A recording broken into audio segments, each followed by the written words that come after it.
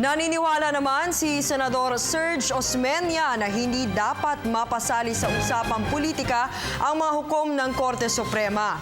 Ito ay kaugnay ng napabalitang pagsama ng dalawang Supreme Court Justice sa bandwagon ng kandidato sa pagkapangulo na si Davao City Mayor Rodrigo Duterte.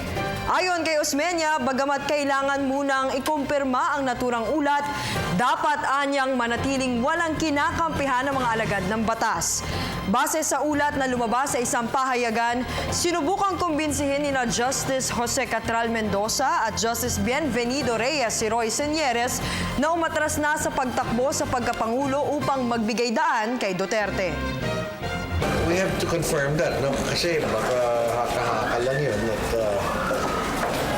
nandun na yung dalawang justices because it was a reunion of medals. We should not jump to conclusion unless we have actual witnesses who know that the justices are supposed to be are not supposed to interfere in political matters. Kasi dapat sila, ang dapat sa kanila neutral yan eh.